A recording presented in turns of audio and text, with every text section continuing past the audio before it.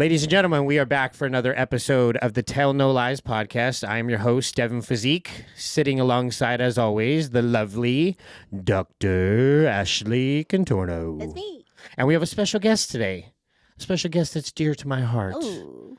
My girlfriend, Savannah. Oh. Hi. Welcome, Savannah. She's like, hi. Hi. Thanks Hi. for the welcome. You could tell when you get nervous because your foot sticks up for extended periods. You're just adorable. You're like, hey, it's I was doing that. We me. were exercising together too at the club. When I was like stretching my legs out, I was like, I can't mess this up in front of her. And, you know, I know you had asked me earlier why I was wearing this and why it was fitting for the I know, it's situation. not 4th of July, it's bro. It's not 4th of July, but it is sitting alongside an Army veteran. We got a veteran in the house. So we're just going full patriotic right now. Salute. Sir, yes, sir. Do they say sir, yes, sir, even to a woman? No, No. so sir is only for officers and enlisted. So like, it was yes, sergeant, no sergeant for Even me. if it's so a like, girl? Well, no, what if a yes. girl is the superior one? yes, it's Okay. still the same thing. Interesting. You're never Well, like supposed you to do, salute ma'am, indoors. obviously, but You're not supposed to salute indoors, right? no. Interesting. Or Why? wear Is that- hats is that a- indoors. Or wear hats indoors. Oh, it's just Army rules. Mm. Yeah. As soon as you walk in, you're supposed to take your hat off? Yeah. No matter where Yes. you are. Yeah. No matter where you are. Interesting. In uniform, and then like you can't walk and talk on the phone. You can't walk and eat. There's a lot of rules. A lot of Interesting. rules.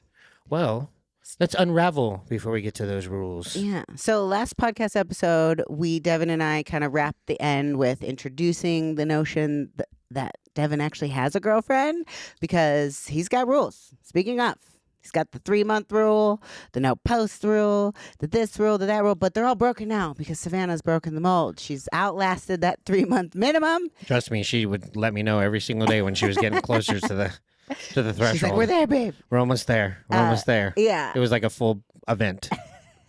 So we got a little bit of Devin's perspective of like how they started dating, you know, how much he's in love and all that stuff. And I said really sweet things, didn't I? yeah, you did. Yeah, I was on one that night. You were. I was fucking I on know. one. Well, I'm excited. I have no idea. He was just like, he called me after and he's like, you're just going to be so in love with me in a couple days. You just wait. You're going to think I'm the sweetest thing in the world. It's like, I already do, but okay. He did say some nice things. Devin's in love. I love seeing this side of you, like just coming out of your shell. Because since we've been friends, you've been a little bit of a hermit. You've been a little bit, you know, going through your own things, doing some things. And then now you're just like, you travel more than I do, dude. Like Yeah, you're that's facts. fucking, Well, it's because of her. yeah. You know, and what started as she was going to be making the frequent trips here has somehow, some way, probably like every woman finds a way to make it where it's reversed. And now It's just easier for you. Yeah, of course. Yeah. But I still have dogs too, so that's a lot of the underlining issues, the dog thing. Yeah. Because she always has the weekends to herself, but it's the dogs. I have more of I can leave them outside and let them have food, and she doesn't do that with her dogs, so that limits it. So, but anyways, I'm making And she's got kids. the frequent trips over there. Yeah. And since the kids love me now, it's just more reason to just be there more. Yeah. So So before I get into specific questions about your life, I wanted to know, like, so we mentioned in the last episode that you live in Arizona right now, but that's not where you're from. And like, we want to know a little bit about your upbringing, like where you started, how you got to Arizona, like a little bit about your backstory.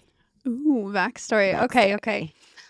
So yes, born and raised Colorado. I was born in Pueblo, and then I kind of grew up north of Denver in a suburb called Broomfield. It's like very white suburbia. It's like I would say like 10 minutes from Boulder. So like a lot of pot, a lot of drugs, a lot of raves. Do you snowboard? I Or have ski? been. Yes, I've done both. You look like you would look so cute in one of those In outfits snowboard with the boots? yeah, and the fuzzy hat With the and onesie? yeah, you would look like model. it's like those people that like they look good, but they suck at snowboarding. Yeah, she's like, But she looks good on the yeah, on the she's like, slopes. I'm just gonna stay in the cabin with Yeah, the cocktail. yeah. We're going to take a picture and then we're going to leave. Yeah. Oh man. But yeah, I love Colorado. I love the snow. So upbringing was, I wouldn't say like difficult, but I had a single mom and she just worked all the time. So it was just me and my sister, and we were very like self-sufficient from a very young age. I got my first job at 14. I started paying for stuff at 14, and I just realized that I kind of wanted to like hurry up and get out, be an adult. I wanted to grow up so fast, and now I'm like, dang, like being a kid is where it's at. But yeah, I definitely Why do you feel like you felt the need for such independence at such a young age? I feel like because I didn't have like control. I never could control anything. And obviously, like I was a kid, but I didn't have like the full mental understanding because what my mom was doing, even at the time as a kid, like made no sense to me. And I feel like the sooner I got out of that, the better off I was going Now, how to were you, be. because you didn't bring this up, but how were you correlating your dad not being in your life in correlation to like what your mom was doing and how that would make you feel internally about all that? I would just say like my mom, love and respect her, but I feel like I grew up with like a dad and not a mom. Like all she ever did was work. I would see her in the evenings, and because she had to work and because she had to handle like bills and everything else, and her like focus wasn't me and my sister and being nurturing and like emotional with us. I got like again, she provided and all the things, but I didn't have like the nurturing aspect. I didn't have like the love. So where I needed to be supplemented, I guess, growing up, and now I know that like as an adult, I didn't get as a kid, I would say. So would say she just played more of the dad role than the mom role, which again she had to do, I guess. But I mean, me and Devin have talked about it before too. Like we both had single moms, but the difference between my mom and his mom is growing up, his mom always made sure like he knew like it was his dad's issue, and like Devin had that understanding. My mom never told me that it was, oh, he's not around, he never wanted you, and like she would tell me those things as a kid. So yeah, I very different, and I just wanted to grow up and be able to express myself because I was very different and not necessarily the mold I guess my mom wanted. Very rebellious, did a lot of crazy things at young ages, got my first tattoo at 13. Dang. Yeah, in How'd a you do that? garage. I was going to say, yeah, I was at somebody's house. Yeah, I was in a garage, and What was it? Or is it? Do you still have it? I still have them. I have bows on my hips. Okay. And that's 13 years old, Dang. getting tattooed, and the only I got 13. them down there so my mom didn't see it. Was it like some old dude doing it too? It was some like, I would say, wannabe tattoo artist trying to get into the industry and build a portfolio and tattoo whoever he could. So I think I paid like $20. Jesus. Yeah, in a garage, like grown dude picked up, and it was me and like a girlfriend and two teenage girls. Yeah. Took him to his house And you're like, in his garage, pants off. pants Pants down, off, pants off. Yeah. and then tattoo. And I was like, how fucking stupid was I? Yeah, we've all been Misguided. Yeah. So you graduate high school. Graduated high school early. I went through kind of a bad breakup. My high school sweetheart had fucked my best friend. Gay. Loser. Yep. And then she called me afterwards and like pretended like she had no idea. So like I had to find out from somebody else like a week later. What a bitch. It was fucked up. And the minute I did, I was like, I can't be here. Like, and we were together from like 7th grade to like junior year in high school. We were together like 5 years. So the whole school like knew us together. So when this broke, That was huge. yeah, it was huge. I was captain of the cheer team. He was on the football team, and it was just, oh my gosh. He ended up moving schools. Because it got that bad for him? It got that bad for him. He ended up trying to like drink bleach at one point. Yeah, he just Damn. don't cheat on me. Damn. I don't know. That's right. I don't know. But yeah, and then so I was just, I got to get out of here. I graduated high school early, and then I was like 20 days 18, and I was gone for the Army. Gone. And again, what was one of the driving forces, outside of, okay, like a bad breakup, right? That was just perfect timing for potentially to jump into the Marines or do something of the service. But like I said, like for me growing up, I had friends, there was always a reason why they were going there. Did you find yourself finding your reason to do that? Because not normal person would have a bad breakup like that and go, I'm going to join the military. I'm going to go do this. Like I would have just been like, yo, life goes on, right? So did that trigger you, or other things triggered you to feel that was your next move? I definitely wanted to be like free and have my own life, but I would say like the big main event is like when I was going through that breakup, I had a girlfriend take me to, they have it where, the recruiting stations and stuff that you see Well, people who are active duty, you know, are in charge and like run the stations and stuff, and they're recruiters. So they do like special workouts a week where you get to go work out with an Army recruiter. And at the time, one of my best friends, she wanted me to go with her because she wanted to join the Army. And I like to go to the gym. And she's like, oh, you're perfect. Like, let's go. So we ended up going. And one of the things, you know, it's not basic training, but they kind of give you an idea of somebody like telling you to work out and like hold exercises for certain lengths of time and like push your body kind of beyond what you're used to at 16 years old. And yeah, it was just something was said along the lines of like, oh, you think this is bad now? People die every day for this country. And I was thinking about it and I was like, you know, I'm all sad about this breakup, but there's people literally overseas right now dying and I'm crying over this like medium ugly guy. When you went in the Army, were we actively in war, like Yes. in Afghanistan? Yes. Was that on your mind that you would get deployed? I mean, I was kind of excited. That's crazy. That's crazy. I would be scared as fuck. I mean, I'd be scared. I feel like 100% I would be super scared, but also at the same time, I'm like, you know, if this is how I go, this is how I go. There's like no, I guess, more honorable way to go than like, even though like now I'm not in the Army anymore, but if I saw somebody like getting ready to get into a car crash or whatever, like if I could like jump in front of them, I probably would, just because I feel like that's like instilled in me that like you die for like people. So I don't know, but yeah, I just had like this moment, like patriotic moment where like, okay, it's purposeful, I'll be financially free, and then also at the same time, like I love being an American, so I would do whatever I could. But now, you know, what you know is what you know, and there's a lot of other countries that seem to have really good lives too. Yeah. So tell us like a little bit about your Army career. Like, where did it take you? Like logistically, like did you move? Did you get deployed? Like, what did you do in the Army? What was your rank and your job? So I was actually a cop, so military police, 31 Bravo. And I started, so all of the MPs start up in Missouri. So it was the worst. What's an NP? Military police. Oh. So yeah, Okay. military police. And you start off in Missouri. All of the MPs go through training there. They go to Fort Leonard Wood. And that was probably the coldest I've ever been in my life. You're not allowed to wear coats and jackets. And so we were training for probably, I would say, like 12 hours every day outside in like below freezing weather. And t-shirts? Or like a sweatshirt?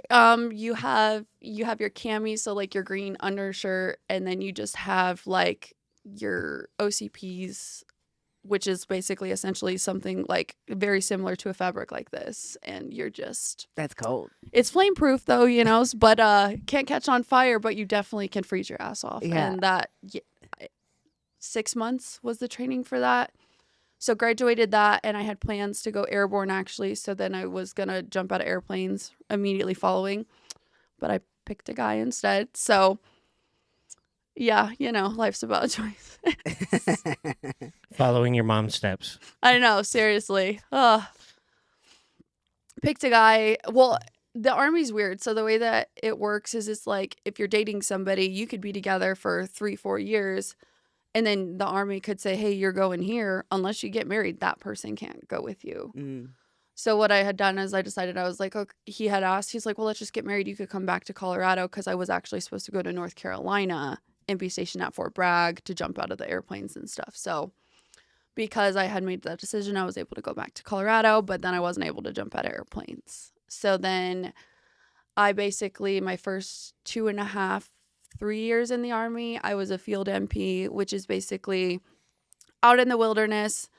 I mean, you go through basically just tactical operations all the time. You go to ranges, your M4s, your M9s, grenade launchers, all the things, and you're constantly like training for war is what I would call it. You run battle missions. You're out at the ranges, obstacle courses, gas chambers. I have a side question. Yes. Did you have them big old titties back then? I had big titties, but a smaller pair. A smaller. What was the CC downgrade for that time? So this is 750, and I was at 450. Okay, so almost double the size. Almost double, but they were still big because you're a small framed girl. they were still moving in that shirt. Yeah, that's right. Like the PT shirt, they were. Gotta tuck them in. She's doing tactical missions with them titties. Yeah. The only That time is it the affected tactical mission. that is the mission. How to shoot when you're laying in the prone, and prone is where you're laying on your stomach with fake boobs. That was always the difficult, hardest part. I bet. About having them. Yeah. So I did, the field MP stuff for a while. And then I transitioned. I don't know if you guys remember the Texas mass shooting in the church. Yes. Yes. Okay, so the guy that shot up the church, he actually had previously been in the Air Force. And he had messed up so bad in the Air Force that he was never supposed to be allowed to purchase firearms ever again. Oh, damn.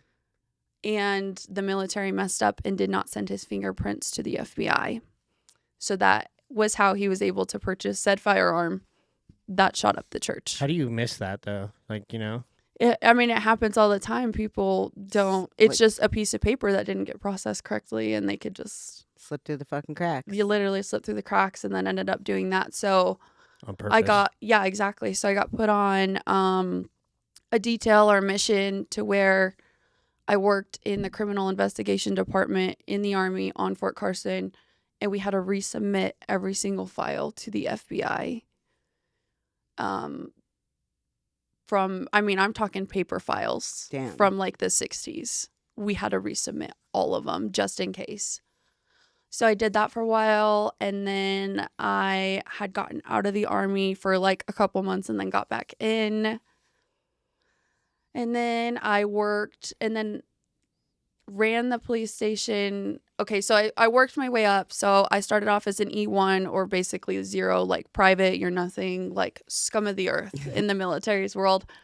And I worked my way up to an E5, which is a sergeant or non-commissioned officer. So right when I started running the police station, or the PMO is what they call it, I was a desk sergeant, and then I was the NCOIC for a while as well. And that includes like processing drunk people. If somebody pops hot for like cocaine, drugs, all the things, you're sending their fingerprints to the FBI, DUIs. And this is all just inter-military issues. Yes. Not civilians. Well, civilians can be prosecuted on post because it's a federal area, piece of property. Both, but actually military can be prosecuted federally and civilly. So like if I were in the Army and I went and got a DUI off post, so like just let's say I just went downtown or whatever, got a DUI, then I can also get charged in the Army too. Oh, dang. Double duty. Yeah. Dang. So then how did your Army career end? It's funny you ask. So everybody remembers COVID. Of course. We love COVID. But the options were, I know they say you got a choice, but the choice was you either get dishonorably discharged and you lose all of your benefits that you just worked your ass off for who knows how many years, or you got the shot. And you weren't, they like did it in a weird way where it's like, oh, you could not wear a mask if you got the vaccine, and like just basic like not civil rights, but like we used to have to run like 4 miles with a mask on. Like it was just ridiculous. So I obviously got the vaccine because, again, you're owned by the government. And when have we ever been given an option to get a vaccine prior to then? Never. Right. It was never an option. So I got the vaccine, and then I want to say I started kind of feeling weird after the first one, but I got the second booster or whatever. I only got 2. And I started having like these weird, like, I don't want to call them episodes, but I could definitely tell my body was just off. And then I ended up, I don't want to say trying to expand my family, but I ended up having like 5 or 6 like miscarriages, like back to back to back to back. And they started testing me for different things, and I got diagnosed with something called antiphospholipid syndrome. and it's a blood clotting disorder. It's lupus and it like kind of go hand in hand. So technically you have both, but mine was specified with, they call it like sticky blood disease. Like I could throw a clot in my heart at any time, in my lungs, like anywhere in my body.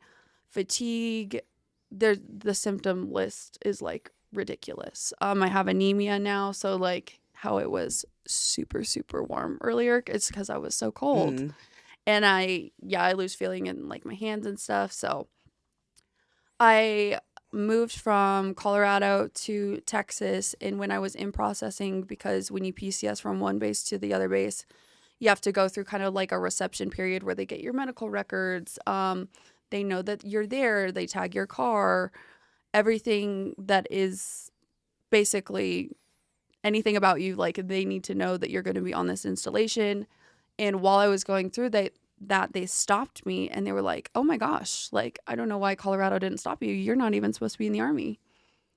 Like, you can't be in the Army with this. Were you like surprised?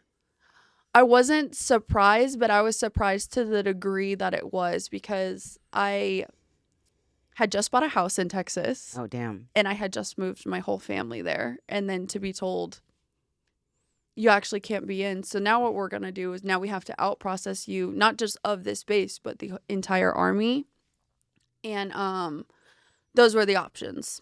And I was pregnant at the time, so I was like, no, it's fine. And you could like kind of get out for pregnancy. So I was like, I'll just do that. It'll be a quicker process. I was like, I got to worry about selling my house, because who wants to live in Texas? At least where I was at in Texas, there's nothing there. What city? Killeen, Texas. Yeah, what the fuck is that? I've never even heard I've of never my life. heard of it Killeen? either. Yeah. Shout out to Killeen.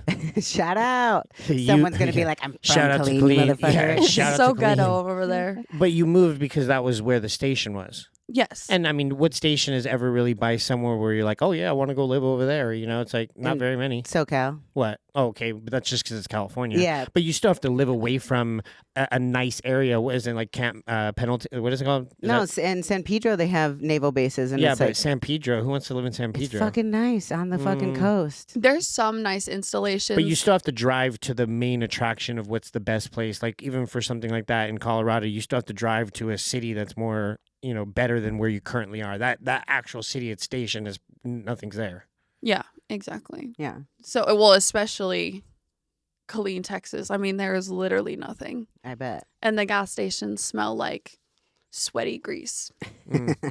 All of them. Killeen, we got sweaty grease. Yeah, figure it out. So you sold your house, then you moved back to Colorado with your family? Kind of. That started my long process of never ever wanting to buy a house again. No, I ended up putting that house for rent because I had just bought it. I had maybe 4 or 5 months of owning the actual home. And so I rented it out for a couple of years. My tenants were going to buy it, and they ended up just kind of up and leaving the property. So then I was having to come out of pocket Damn. to even keep it afloat. And that actually finally just got taken off my plate like right before I met Devin. But even then, I had another house that I had to sell because I had bought one when I moved back to Colorado too. So the military will move you one more time when you get out. And I was like, and it's free. So it's like, I'm not going to be stuck in Killeen, Texas. Yeah. So when they tell you all about this, you know, that they're discharging you from the military completely because of your condition, is that why? That Yes. you could no longer operate under those contingencies of what you had. So what's something like that? Okay, so you're essentially, you know, kicked out or whatever you want to call it. But then what does that look like for you after that? Well, I guess I just had to figure out what I wanted to be when I grow up. I still don't know. But I obviously, the government compensates me for those things. So Now, how does that work? Because I don't know. Like, okay, let's say you finally retire or whatever. Does everyone get paid monthly like that, or is that only because of a situation like yours that happened? So if you do the full 20 years, you get your pension. And then you're able to file a claim with the VA separately. So like if you do 20 years, then you get the pension. If you don't do 20 years, you could file with the VA, or if you get medically discharged or medically retired, they'll give you a pension as well. But 9 times out of 10, the VA will take better care of you than the medical retirement. So when that happens, you kind of got to pick between the two because you can't get both. You only get both if you do the full 20 and then you get the VA. Which did you choose? So I didn't do 20. I just did 6.5, 7, and the VA was The better option. The better option. So how did you get from, because you ended your Army career in Colorado then, how did you get to Arizona? So, again, from Colorado, my family's from Colorado as well, but for whatever reason, you know, even though I was stationed in Colorado and most service members would kill to be around their family, when I joined the Army, my family kind of just like split up. Or my grandparents, they did the snowbird thing to and from Arizona, and then everybody just kind of went to Arizona. My sister married a Marine, so she was gone. So my mom was like, oh, there's no point in this. Or I guess being in Arizona and or Colorado, and her husband liked Arizona better than she did. I mean, my mom liked Colorado, so everybody just moved, and now they live in a 55 and up community, and they just ride around on golf carts and hang out in the sun all year because it's really hot all the time. It is. That was on our first episode. We argued about that. Which was hotter, Phoenix or Vegas? And I was dead set that it was Vegas, and it's Phoenix. Phoenix, Arizona has the most sunny days per year out of any city in the United States. That is a fact. I do know that. Interesting. Yeah. So what drove you from Colorado to ultimately going to Arizona? I wanted to be around my family went through a lot in the last couple of years, and I wanted to be close to family when it finally like ended, and I was waiting for Well, let's elaborate on that instead of okay. beating around the bush. Your shitty ex-husband. That's what we're talking about. Yeah, Right? that is what we were talking about. Well, even outside of that too, you're talking about like, I mean, because we kind of, you know, through the military and all that stuff, how many pregnancies did you have through that time? 9. And then, but how many of the kids were born from it, from during that time you were in? Well, all 3 of them were born when I was in the Army, but that specific time, only one, Scarlett. So you had your high school sweetheart who cheated on you with your best friend. Yep. Then you finally get married to this guy, and that's my first husband who cheated on me with men. Yeah, see, so we got a history. Yeah. And that was with your first daughter is with him, correct? Yes. And then you guys separated, and you're still in the military, and then you meet somebody else in the military again. Yes. In that same situation. Okay, so now you're with the second, now currently, because you obviously just got divorced 2 days ago. Which congratulations for that, right? I know. Yay. This is a good weekend, right? It's the divorce. It's her birthday weekend. Yeah, all the things. And then Christmas And then Christmas. It's, Yeah. It's a good week ahead. But so when you get out of the military, you're at the time it was your ex-husband, right? And you guys moved back to Colorado together, right? Yes. What was he doing while you were doing the military? Like, what does that look like having kids and then having somebody, you know, both the guys were in the military, right? Yes. And were they stationed in places when you were having kids? Like, how does all that work to be able to finagle all that? I mean, it's hard enough with just a kid. So I feel like not a lot of it's talked about, but the military, I feel like, does take pretty good care of you. So, like, when I had my oldest daughter, I got 3 months off from work. He, at the time, was actually transitioning out of the Army. And if I didn't want to stay with him, he was like, I'm going to move back home. And he lives on the East Coast. It's like I couldn't even hug the guy without gagging. That's where I was at the end of that one. Wait, so elaborate on, so he cheated on you with men. Yeah. How did you find out? You know, I was going through, I can't remember. I had gotten a message, like the weirdest message. It was from like a male hairdresser, a very flamboyant hairdresser. And it was like, hey, I'm so sorry. Like, I'm talking to your husband, and I had no idea. I was like, oh my gosh, like, you're gay. Like, why would you be talking to him? And it like didn't click for me that like that would be a possibility as a woman to get cheated on with men. Like that just like, so I was the first time I had gotten a message, I was like, oh, that's not a thing. Like, we're just not even going to respond to that. The second time I had texted him, because I was like, his phone's always here. Like, I never hear it go off. And I also haven't like gone through his phone. So like, I don't know where these messages, when is he having time to do this? And they were like, oh, it's all on Snapchat. Because I had asked the person, where are you talking to him on? And he was like, Snapchat. And at the time, he was in the field. So he was gone for, I think, 2 weeks, like in the middle of nowhere. But he had his phone. And I was like, you have 5 minutes to send me your Snapchat username and password, or I will be moving my things out while he was gone. And so I got the password and stuff. But what he doesn't know, well, he didn't know that I'm like an FBI agent on a cell phone when I want to find something. I think every woman is. Oh, yeah. Yeah. Mm-hmm. If you want to go look for something, you're going to make something look like something to find it to be the something, you know? Yeah.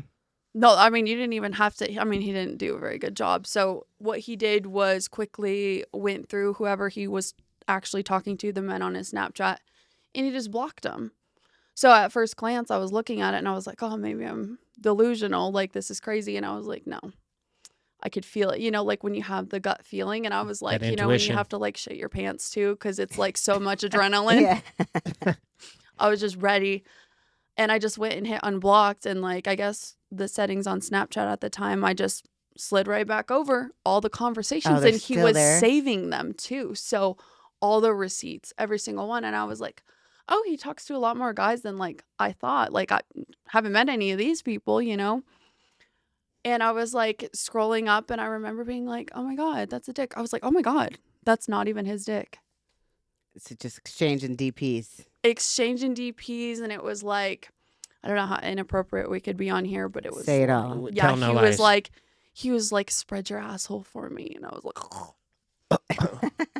Now, you know, as a woman, right? How does that, like, I couldn't imagine if that, like, how that would feel for me as a man if my chick just all of a sudden, I think this day and age, you know, chicks making out is hot and the whole thing, but like actually leaving me for a man or for a woman is still different than how it would feel for a woman. I mean, I couldn't even imagine the feeling of knowing that, like, my masculine man is asking for spread 'em wide, baby.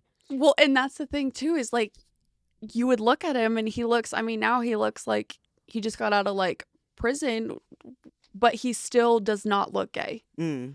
The way he talks, the way he dresses, everything about him. But you sometimes would those are the not- ones that are the closet ones. Well, yeah, and he would always make fun of people like, oh, That were. yeah, that were, and he would, and I'm just like, you. But see, that's yeah. like an epitome of someone that is afraid to come out of the closet. Is he living openly gay now? No. No, he actually married another woman Oh, damn. and cheated on her with men as well. Damn. Shout out to her because I told you, and she called me and apologized when she was like, I thought you were crazy until it happened to me. I was like, Oh, she caught him on Grindr. damn. Why is he messing up? Just be gay. I Yeah. Be just, gay. or if you're bisexual, just say that. Like, Right. it's okay. Right. It's Yeah. okay. But don't like, So these you're poor in contact women- with his current wife. oh, that's basically who I co-parent with because he, I mean, yeah, he like cheated on me with men and all the things, but also like he had been caught on my OnlyFans. She caught him on my OnlyFans before, and she caught him like stalking my Facebook and looking at my profiles. And I'm like, Yeah. so to eliminate that, I think in their relationship, she got super insecure. He started being mean to me, and I was like, I'll just co-parent with her. Like, I don't even care about this at this point. So But it works great now. yeah, it works great now, and you know, she's still there. Yeah. So Okay, so you transition out of this. You find out he's cheating on you with men. You have a divorce. yes. Now you carry on into your military career more, and then you transition to what? Meeting somebody else. How long after that one did the next husband come in? So I want to say, because it was, I don't want to say kind of the same situation, but we had decided, so my daughter was born in April, and we had decided, I would say at the latest by like May, that we weren't going to be together. And like we were, like he was on Tinder, and like I was sleeping upstairs, he was sleeping downstairs. We just like co-parented in the same space together. And I didn't meet Derek until like September. And is it was when I that met same year. Yeah. So it was quick. So you kind of went from one relationship right to another. I mean, Yes. But also, I feel like in the Sort military, of. a lot of people do. That's I like, feel like it's just it's more normal for sure. it's quick. Everything Well, in the because you know army is you're quick. limited in the army and doing all that where your time is somewhere, right? So if you find someone doing the same thing, Right. then it would make sense. I feel like that's very similar to when I talked about the OnlyFans. Like finding someone that does that, it just makes more sense Yeah. than someone that trying to be in a relationship with someone that doesn't. Coexisting with someone that is shipped away all the time, that's hard for Like, how are you people. going to meet other people when you're on base, or like when you're? Correct. Yeah, if you're just divorcing and continuing everything in the army and all that stuff, that's all you're going to see. So chances are you're probably going to meet someone in there. Mhm. So Yeah. shortly after. Yeah, shortly after, and that was my fault too. So, What do you mean? like, I felt like a very specific type, but it was just, Bad boy. yeah. I just, for whatever reason, I'm like, I could fix him. Mm. No, you can't. Yeah. So he turned out to be. So you guys, was your relationship all right in the beginning for a while? Like, when did it kind of turn sour? Because he obviously, Devin, kind of talked about how he's a consummate asshole, but there was also elements of whatever you feel comfortable talking about that I am aware of, like physical abuse in your relationship.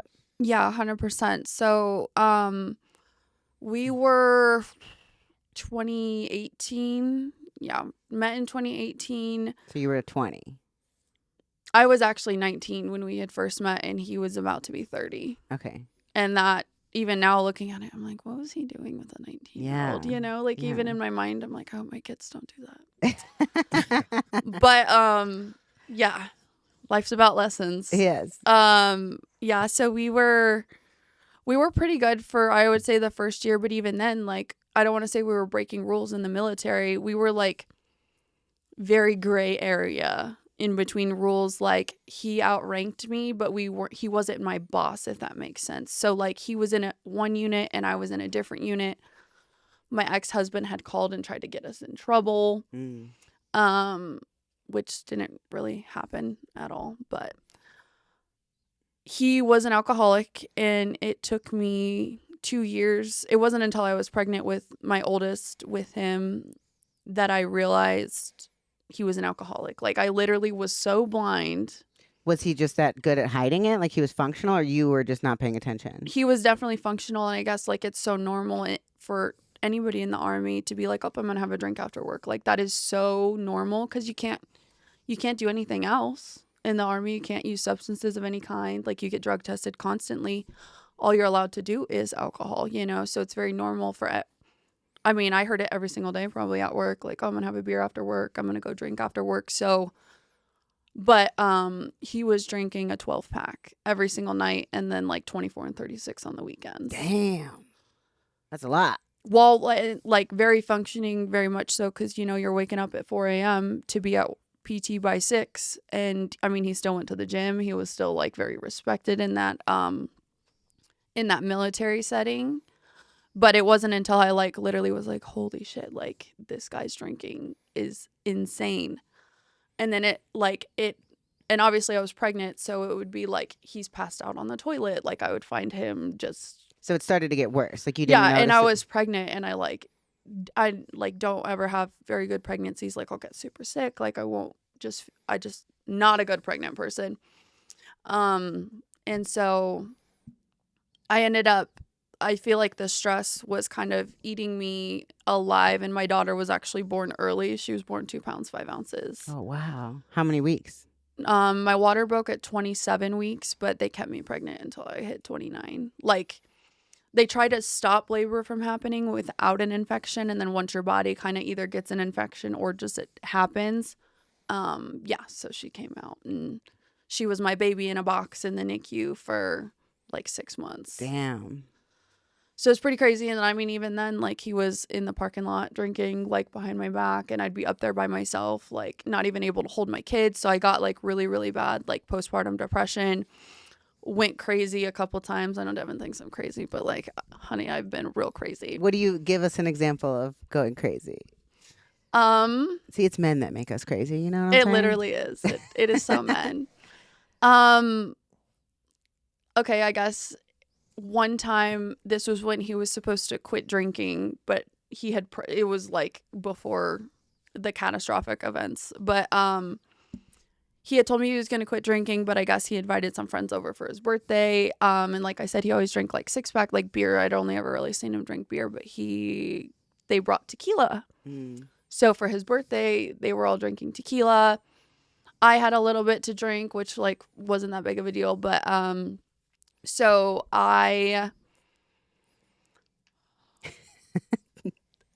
one of his friends was like, and I was like, I wouldn't even say drunk. I would say maybe had a good buzz. But he kept like trying to touch me, like sit next to me actively in front of the person I'm married to, and just is like kind of like trying to do this shit to me, right? And like my husband didn't care. I was telling him, hey, your friend's trying to touch me. And he was like, oh, don't worry about it. I'm like, no, like he's actually touching me. Like you need to do something. And again, didn't do anything, didn't care. So I started getting not loud, but I was like, you need to leave. You need to go. And he goes, this isn't even your house. This is his house. Actually, I bought this house by myself at 19. His name's not even on it. Dang. This is my house. And he started like laughing at me. And, you know, there were empty beer bottles next to me. So I just threw one At his face? against a window. Okay. And I continued to throw about 20 until he left my house. Did you shatter your own window? I shattered the window. There was a scene. There was a scene. And then my husband ended up leaving and slept on the floor of some random chick's apartment while my daughter's in the NICU. So that's how it sounds pretty fucking chaotic. Yeah, pretty fight or flight, like all the time. Yeah. Were you just like focused on the baby? Were you sad? Like, how were you feeling emotionally at that time? Did you have any support? Because it seems like your husband, obviously you guys had a good relationship at some point, and then it just started to slowly deteriorate over time. Like, did you just feel stuck? Like, how emotionally were you feeling?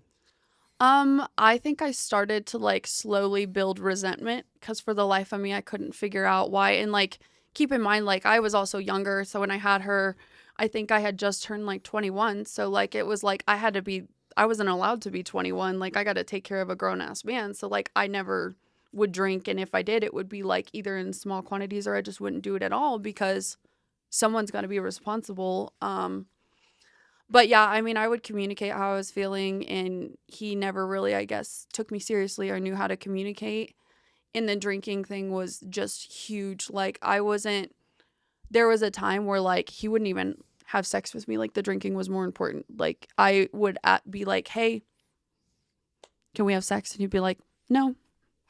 So like I wasn't getting any form of anything. And then I had to take care of him. And then I had to try, and it was weird because COVID, you weren't even really allowed to like go into the NICU. And I didn't even hold her till she was like a week old. So like battling all of that at the same time, I feel like now I have a better understanding of like the weight and mental. But I wish in the moment that I knew that because I couldn't even tell you like who I was. Did you cry a lot? Like who supported you? Because like at 21. No one. Literally myself. Damn. Because then I was also in the Army. So it was like I had to be all of that. That must have been so lonely. But in those situations when all this is happening and you're seeing that he's an alcoholic, he's not contributing to Paisley's, youth at all or anything like that, was there a time where you're like, I need to leave this guy? Or were you just saying to yourself, I'm going to just continue to stay with him and maybe things change? Well, and this is the part where I think I don't want to say taken advantage of isn't the word because it was my decision, to stay and continue to like put myself through that. But I have like I just have a soft spot for people who have like, I don't want to say done things for the country, but like, like I said, I was in the Army and like, I've never been deployed, but I know people who have, and I know people who have like died, over there. So he, always gave the excuse, and it's not an excuse, but the way he was using it kind of made it his excuse instead of like getting help and talking to somebody. he used drinking to put himself to bed so that he wouldn't have like nightmares and stuff from. Because he was deployed. He was deployed And he had several times. Yeah. And he had a lot of PTSD, like a lot of, there were times I would have to like pull a gun from his mouth. Like, it's just, yeah, it was a lot. So it was like, I was scared too, because it was like, okay, well, we just had a kid together. He's either going to kill himself or he's going to kill me, So it was like trying to find the balance, but like. Were you afraid to leave? I think so. I just didn't like. Well, I mean, if you don't have anyone, yeah, I would didn't think to have myself, anyone. okay, if you don't have anyone to lean on or to go to, you don't have your mom, you don't have none of those things. The idea of leaving means he could find you, because there's no one out there holding to support you either. I mean, that's kind of how I would think if I was trapped. If you got nobody, your best option is to stay. Kicking him out. Yeah, but what if that means him coming through that door, and I don't have the support to back what if he does do something like that? So when did your relationship transition to him becoming like hands on you, like physically abusive to you? So I would say that first started with the drinking, and I mean, my truth is probably, I don't want to say different than his, but there's a lot of parts when he was drinking that I don't think he actively remembers, because I was sober and he was not, But I remember one time specifically, I can't even remember like what had started it, but like he had put all of his body weight like on my face and kind of like smushed my neck. And I think it was just because I don't want to say getting mouthy, but like standing up for myself while he was drinking. And I can't remember exactly what it was that like set it off, but I remember like not being able to breathe. And then there had been a couple times too where I had said something he didn't like and he just like smacked me across the face really hard. And that one I know for sure he doesn't remember. And then obviously the biggest, I wouldn't say the biggest was my nose got shattered in 6 places. And I had to have 2 facial reconstructive surgeries and I had to go to brain camp. Because he headbutted you, right? No, that was separate. How did he do that? He punched you in the face? So to give a little bit, I'll just like give the context of the story, and I don't want to say be accountable for what I do, but like I'll give the entirety of it. Obviously this was when he was at the height of his alcoholism. He was drinking. We had switched to liquor and we were drinking all day because in the Army, they actually just sent people home from work. Like the Army also had COVID where nobody was allowed to be in like the office. So you'd be working from home, but there was no actual work to do because you're in the Army, So he would just be boozing all day, all night. Again, not sleeping with me, not helping with our kid. Like I would have to ask him to do stuff. And again, like dealing with the postpartum depression, like I was so like angry and just, I don't know, like disappointed. I have no idea. I was just feeling everything. Like I hated myself. Like it was just, I thought like I was like the worst person in the world just because I couldn't like keep a life in as long as I needed to. And then it created all these other issues. Yeah. But and you went through all these miscarriages because of that blood disorder. So it's like you're going through so fucking much with. Well, that was after. Oh, okay. So that was after I got the COVID vaccine, which was like a year after or like 6 months after. Were you still having miscarriages before that?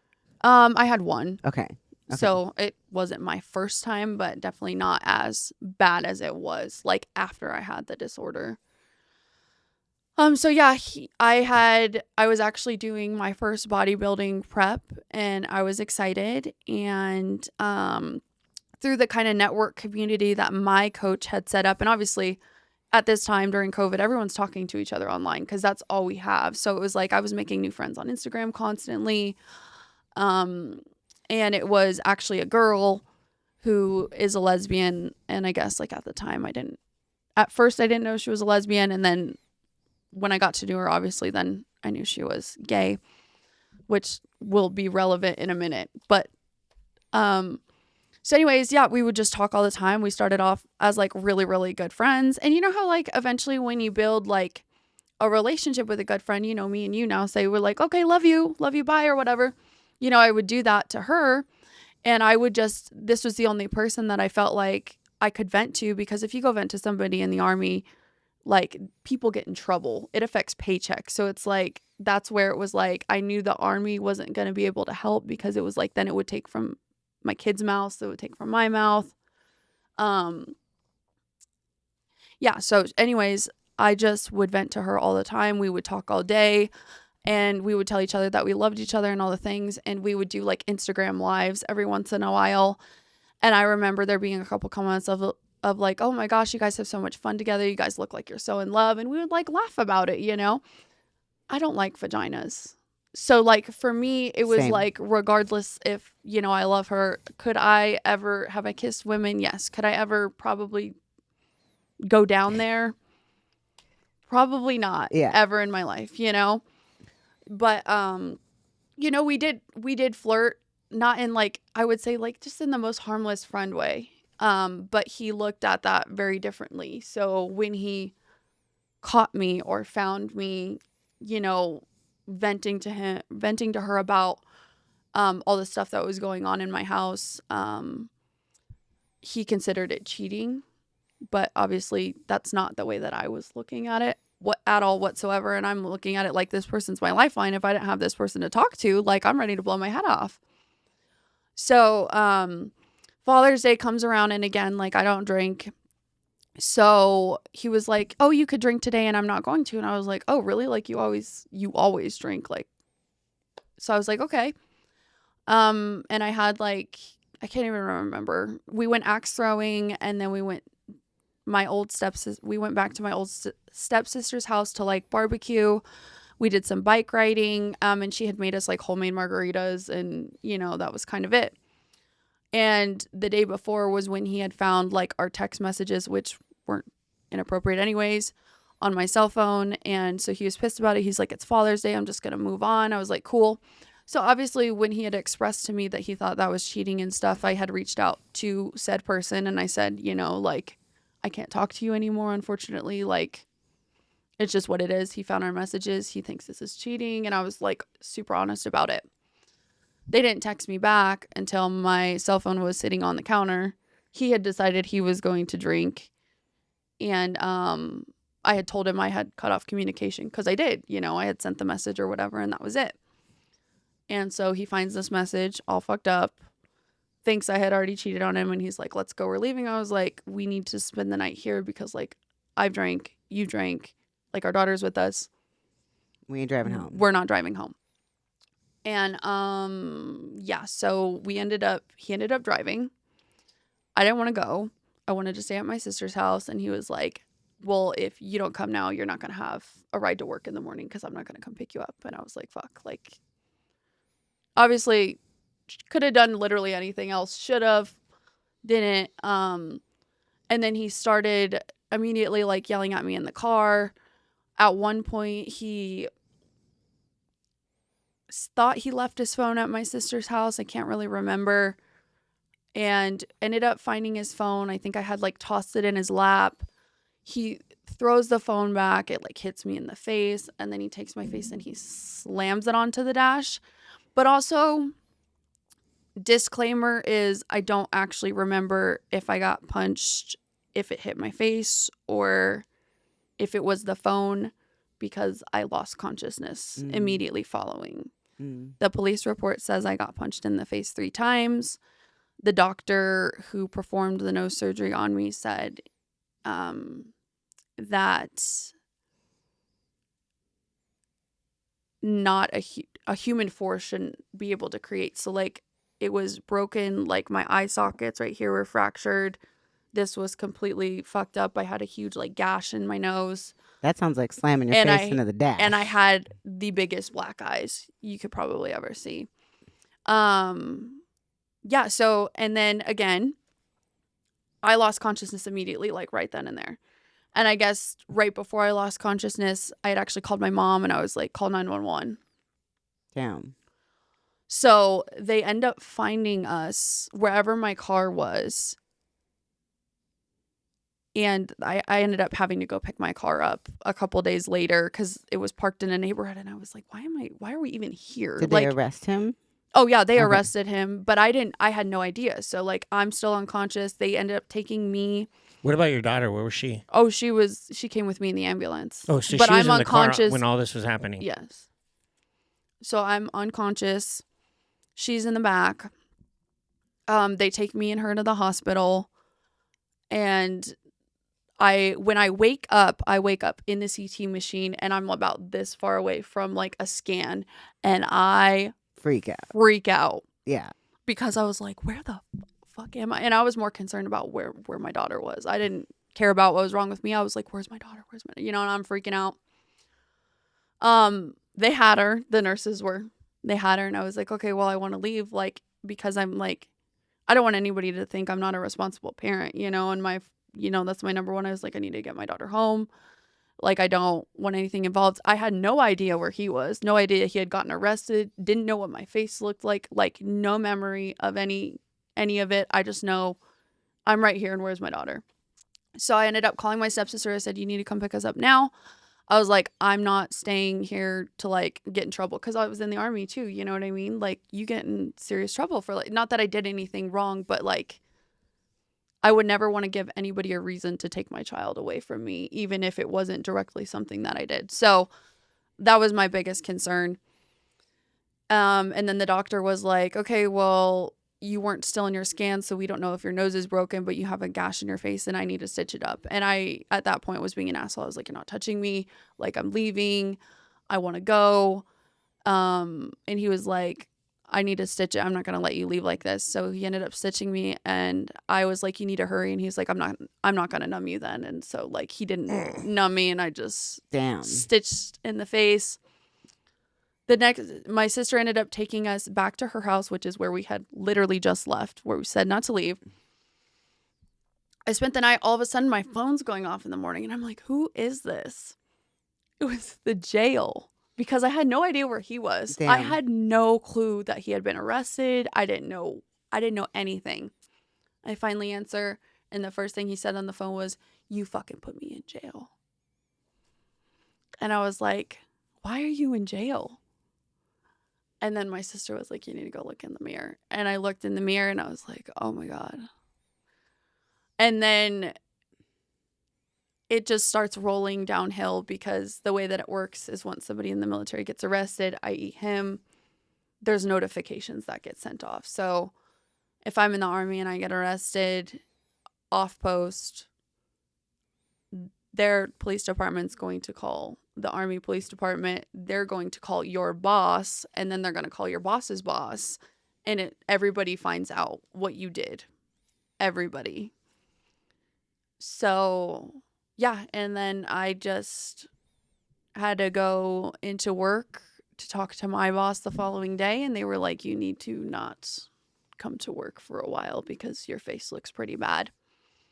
And at the time it was COVID, so I had no idea if my nose was broken, and they were like, we need to try to get you in for a scan. They ended up rushing all of the things, and the cops, so because they weren't able to find out when he got arrested if my nose was broken, he got charged with a misdemeanor instead of a felony. If they knew it was broken, it would have been a felony. So I didn't find out, I think, for about another month, and then, or I think it might have been probably like 2 weeks, and they called me. Fastest phone call I've ever gotten in the Army. And the Army doesn't call people fast. Like, it's like, when we get to you eventually, And again, people are backed for surgeries because it's COVID. Nobody's doing any of these things. And I got a phone call next day, or like day of, and they're like, your nose is broken in 6 places. You need to come in like tomorrow for emergency surgery because you have skull fragments that if your face gets hit again, like, it's going to go into your brain. Like, you need surgery right now. So they ended up fixing this. They actually didn't fix this. I would pick my nose before than the nose I have now. I hate it so much. But your nose is still cute. Thank you. It is. I'm like, I would have never noticed. Yeah. Had you not said anything. But so when I get out of the first surgery, then I had one of those bumps when your nose gets broken, like a serious bump. I was like, he took off the cast. I was hysterically crying. I was like, this is not my life. And he was like, okay, well, we could we could try to fix it and like shave the bone down. You think? I'm not going anywhere like this. So there was a protection order, a restraining order, all the things. He had to live in the barracks on post and have somebody monitor him because he was also on suicide watch. And then he said he was getting sober. He had snuck beer and continued to drink for a while and said he was sober. So when he eventually was able to like come back to the house, I ended up catching him. The second time he had gotten arrested, I was at work all day. They had told him, and like the Army failed him like tremendously, but the Army was like, instead of dealing with you and helping you, we're going to send you on leave so you could deal with your problems by yourself. Oh, that's the worst. The fucking worst. Like, this guy can't even get it together. So he was watching our daughter, and I find out he was drinking and driving with her in the car. Damn. While I was at work. Damn. So I'm trying to get a bag together. I'm like grabbing her. And then he ended up getting arrested again because he was throwing my bag, throwing the car seat, like all the things when I was trying to leave. He was just throwing all my stuff. He put a bunch of holes in the walls. And then finally I got him to step into the garage. I can't remember how I got him to go out there, but got him into the garage. I was able to actually lock the doors, and I locked him out of the house. And then he started walking around the whole perimeter of the house and just beating on the windows, breaking the windows, just acting like a crazy person. And then one of my neighbors called the cops. And I called his work, and I was like, you need to come get him because this is now your issue, and like he cannot be here any longer. So then he goes to jail a second time for breaking the first restraining order or protection order or whatever. And then he had finally gotten, well, that was the last time he ever drank. Oh, okay. Was that day. So it took that to get him sober. But he did, at least. Did he go through a rehab program or just? Yeah, he had to go through a rehab program. And like while this is all going on, because when he had got arrested the first time, he also got a DUI. They couldn't prove it because it was COVID, so they weren't doing breathalyzers. Oh, damn. But he ended up getting a refusal because he's like, I'm not signing your piece of paper. Did he get kicked out of the Army? Yes. Okay, good. Yeah. Fucking good. So you guys split up pretty much after that incident for the... Yes and no. We were on and off, like, that wasn't our final split. But it was for me. And then when he got sober, it was like, okay, well, maybe he's a different human being sober. And I didn't, we had just had a baby. I was hormonal, and But after he hit you, you still had a short after that situation where he banged you on the thing. How shortly after did you have the second kid, though? I mean, Scarlett and Paisley are almost 4 years apart. But Scarlett wasn't alive yet. No, that was after. So it was just so you still ended up having a kid with him even after all that happened to you. And that's part of the part where you say, like, in those moments, like when he did that to you, were you still trying to give him sympathy for what he did, or were you trying to just dismiss? I mean, because to go in and have I think I've asked you that, to go in and have another kid with somebody that has clearly made it very clear to you that he doesn't know how to handle kids, he doesn't know how to handle his emotions, he doesn't know how to handle himself, period. And he's shown you all those things. And I'm only asking you this out of, like, I'm always curious where people get stuck into this frame. Like, he showed you more than enough to not go, I'm going to stay with this guy, and then I'm going to also have another fucking human with this kid or with this dude. Well, so for having another baby with him specifically, when I had gotten, obviously I hadn't the miscarriages that had happened, but the doctor came back and told me, like, hey, the older you get, the harder it's going to be. You have this blood condition. If you want more kids, I would have them now. Otherwise, your chances are going to get worse and worse and worse. And you're going to continue to experience this loss and stuff. And because that was who I was with and had a child with, that it was a decision because I wanted another child. He didn't even want to have one.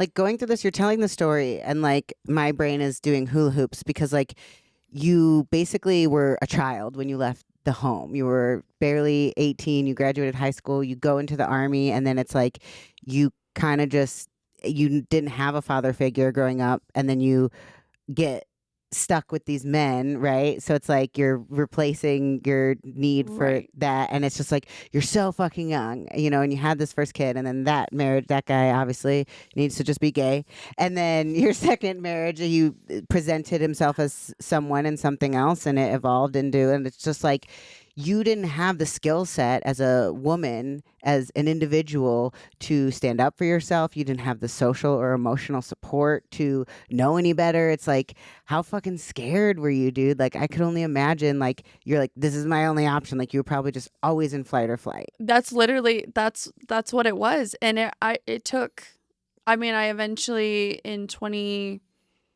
it was either 21 or 22, but I ended up going to intensive outpatient therapy where like literally my place of duty in the Army was therapy and therapy only. Good for you. Because I mentally was, You I probably- thought I was going insane. You were probably broken. Like, Yeah. you were like, I'm going to make this decision for myself to be free, to liberate myself and go in the Army. And then, like, the positions that your life turned into, you just didn't have the ability to, like, know any better.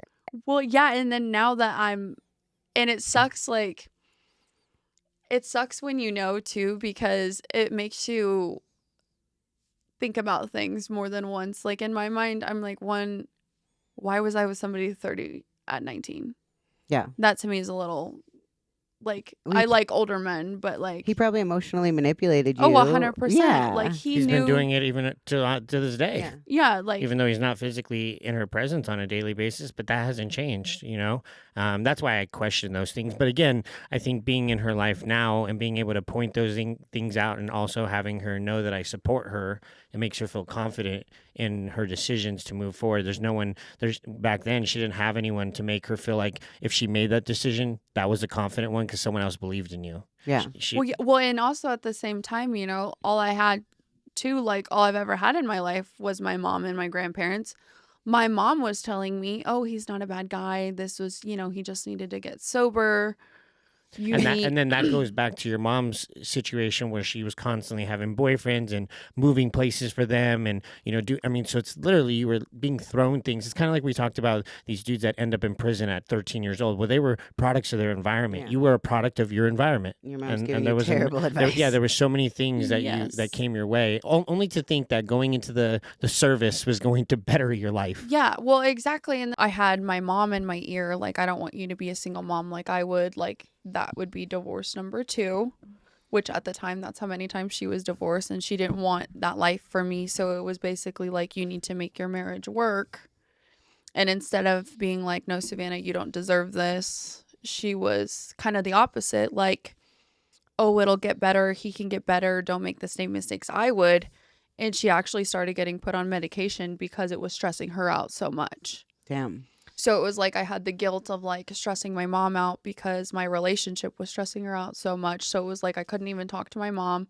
And if I did tell her about it, she didn't necessarily care to the extent that a mom should care, because if my daughter even, my daughter told me the other day that somebody punched her in the stomach at school. I was ready to like go punch their mom. Go throw some hands. Yeah, like, why are you touching, so I couldn't imagine how I'd feel if like my daughter came to me Do you and was think? like, Do you think maybe your mom was having guilt and that's why it was eating her up so much?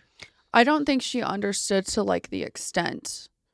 And like, I think the first time she really kind of got to see that was actually with you when we were walking on Halloween and she saw how angry he was. And even then that was like the smallest fraction of how angry he can get. But she actually saw it in live But time. she saw it. That was the first time, which is kind of crazy to think you're with this dude for all these years and your mom never saw him erupt once. And it's like, I'm in your life for 4 months and I've seen this motherfucker erupt so many times. Do you feel like, so that intensive therapy stint that you did, do you feel like you have a better perspective on like yourself, your life? Do you feel like there's still a lot of things you're working through from that period of time?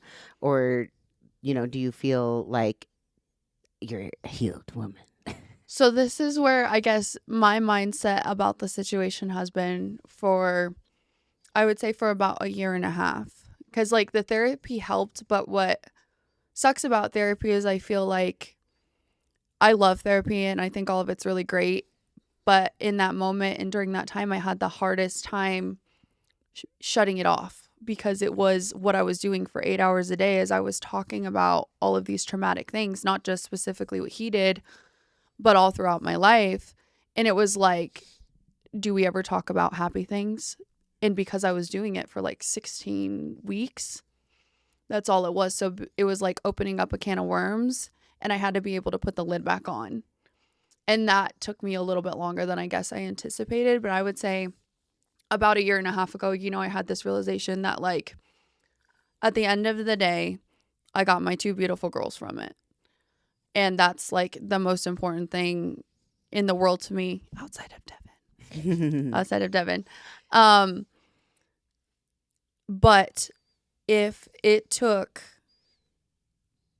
I look for like not silver linings, but silver linings. And if, I wouldn't change anything, even the mistakes that I had made. At the end of the day, like he got sober, and I very much believe that, and I don't like the guy, and I probably never will have a good co-parenting situation with him, and that's okay. But if the silver lining in that was he ended up not blowing his head off in that time, I look at it like, okay, well, I still saved a veteran in that moment. And he got sober because of that. And that, I think, even walking somebody through sobriety, let alone when I was only 19 years old, dealing with postpartum depression, all these different things, the fact that I was able to still help somebody when I was really needing help myself, I think is just kind of what I take from that. And I'm grateful to this day that he's, still is sober. Hopefully we'll never drink again. We had a minor technical difficulty, so if it sounds a little choppy, one of the cameras died, and now we're back. Welcome back. Welcome back. You were talking about your mother. I was talking about my mother. Your mother. So yeah, I feel like in a sense where I would have chosen to protect my kid and like make things better for them at all costs, she was coming from it like you need to make your family work.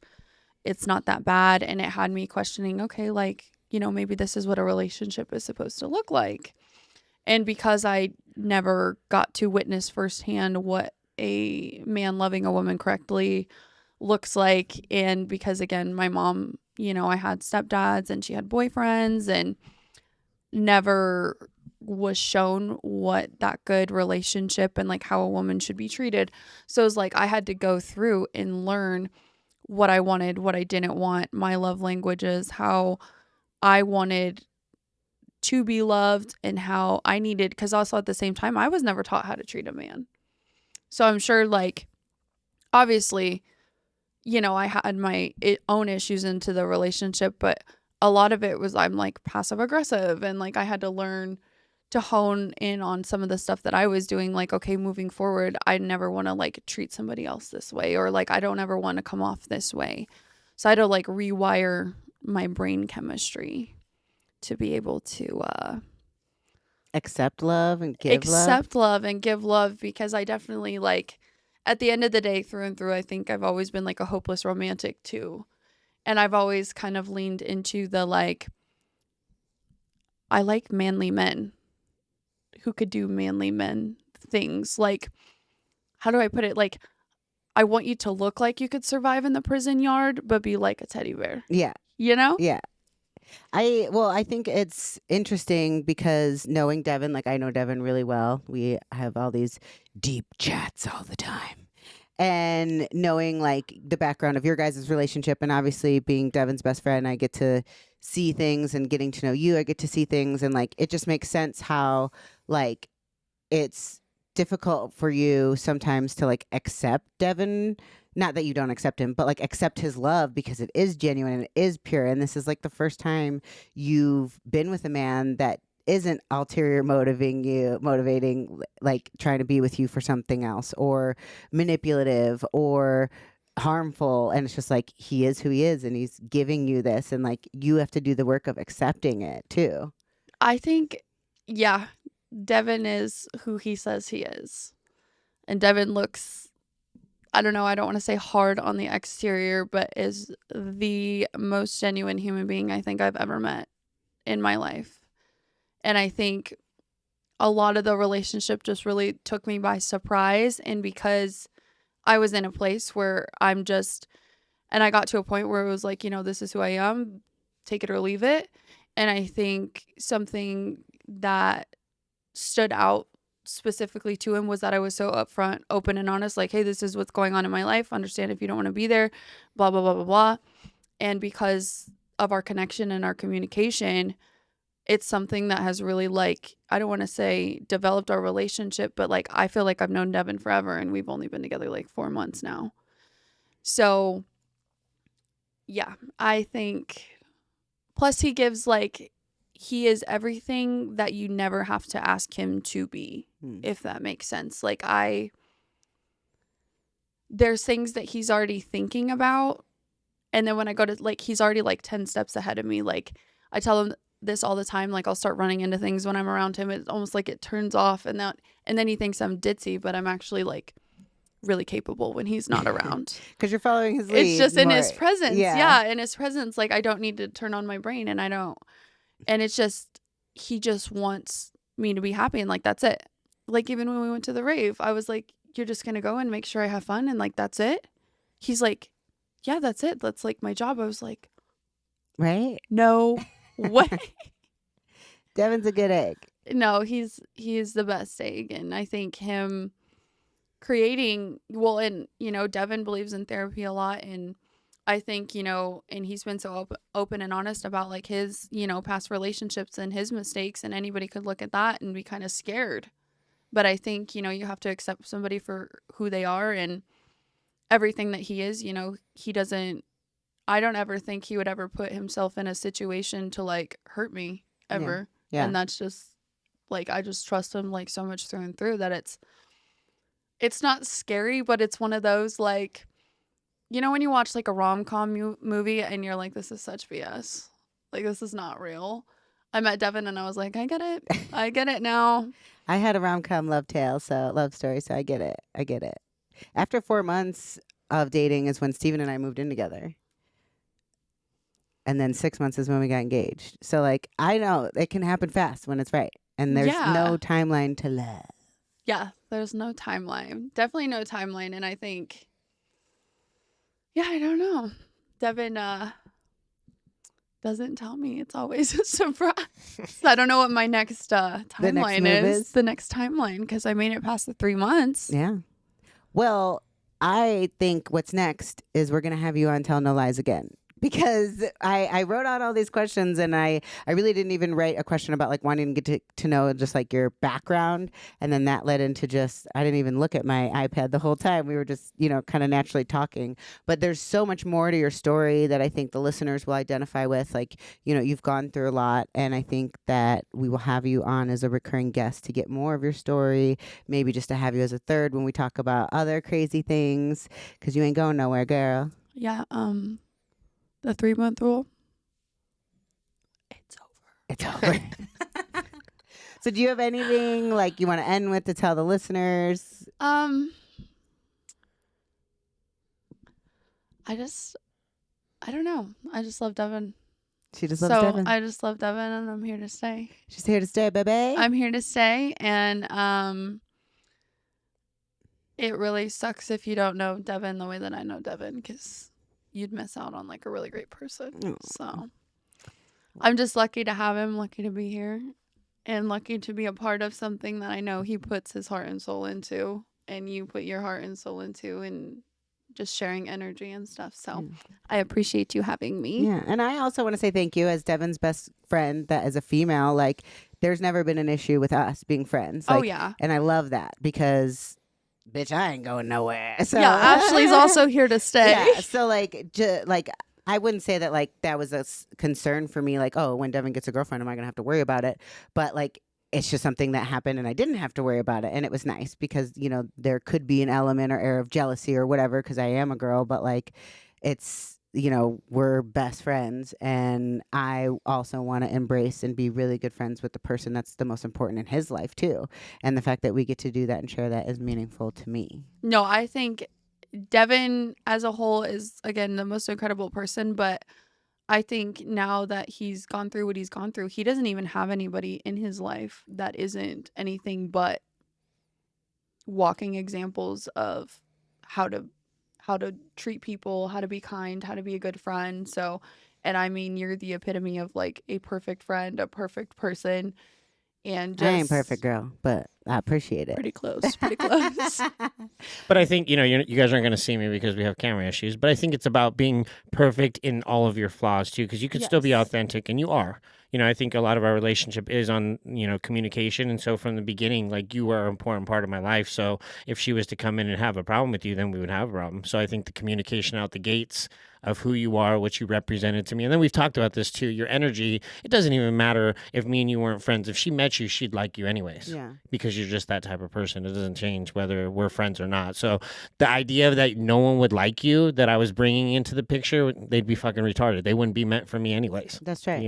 That's So Well, and Ashley's the kind of girl that you would see at an ice cream stand, and she would like accidentally run into you, and then you guys would talk for so long, and you'd be like, I have a best friend. Yep. I have a new best friend.